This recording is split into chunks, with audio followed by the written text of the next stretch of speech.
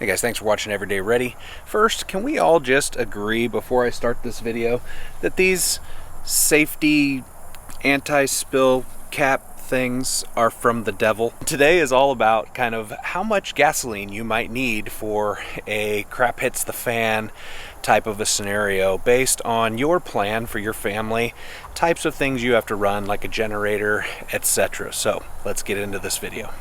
You have to determine what your plan is, and inside that plan, what is your need for gasoline, okay, or diesel, or whatever it might be. For us, our plan is to shelter in place. It doesn't matter what the situation is in the area that we live and the community that we have around us and all that kind of stuff. Our plan is to shelter in place for an SHTF type of a end of the world or just natural disaster type situation. And so with that being the case, we know what our general needs are and what our resources are because we've thought through the process. Like, well, where are we going to get vegetables from? Well, we can grow our own or we can barter for them.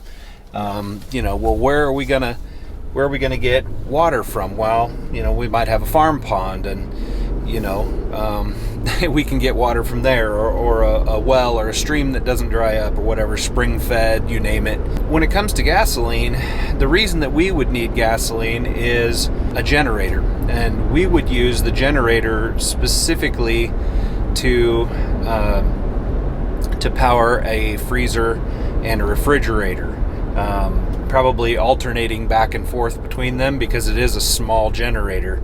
But the thought is I want to be able to do that for up to, let's say, 2 weeks. I know that my little generator goes through approximately 5 gallons of gas in 24 hours. Now, there are ways to get gasoline in a kind of crap hits the fan situation. Let's say electrical systems, power is out everywhere. Well, gas pumps don't work if there's no power, and so you have to rely on a backup plan. My plan is to siphon gas either out of my vehicles or other people's vehicles. I mean, I'm not gonna lie, like some things like stealing are gonna go right out the window in a worst case scenario, and that's just the way it is. And if you don't think that's gonna happen, I believe you're very naive. So have a plan to do those kinds of things. I would siphon gas out of vehicles, and that's literally as simple as using a small diameter hose and putting it down into the gas pump hole of any vehicle. Now, modern vehicles have a little flap down inside there that has to be defeated first in order to get a hose down in. It's kind of like anti-theft feature of a lot of modern vehicles. It's as simple as a long screwdriver, and you stick it down in there and defeat that flap, and then you can get the hose all the way down in. And you can either suck on that, which is the old school method, until the gasoline starts coming up, and then you might get a tiny bit in your mouth. Don't swallow it, it's very bad for you.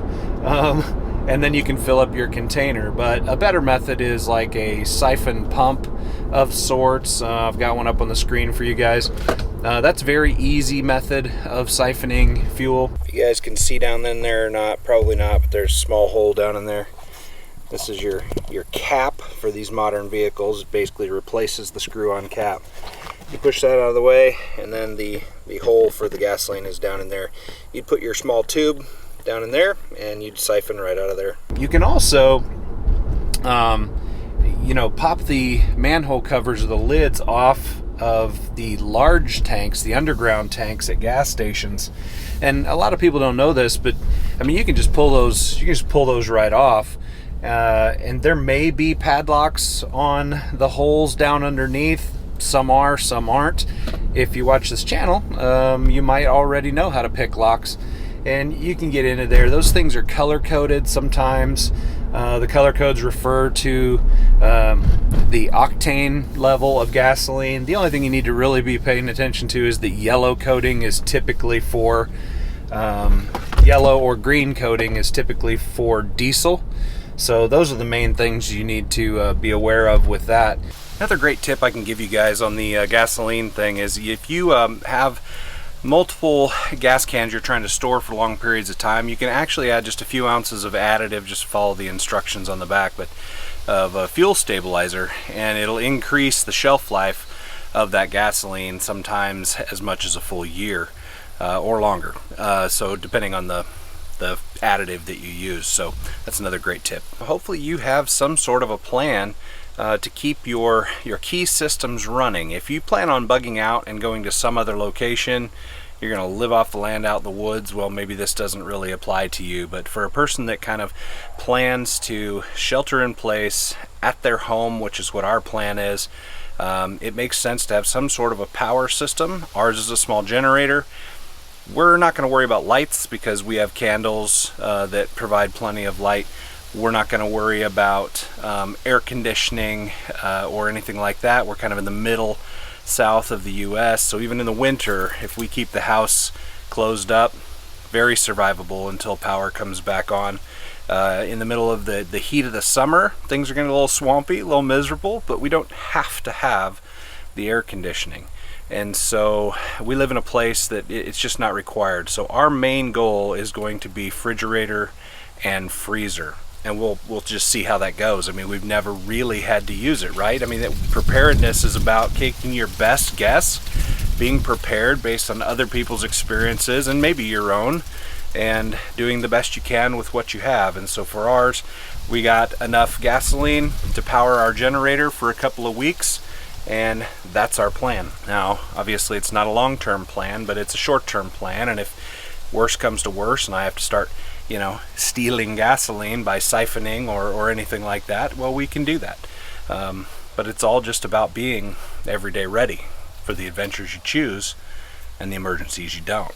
Please hit that subscribe and that thumbs up button for me. Thank you.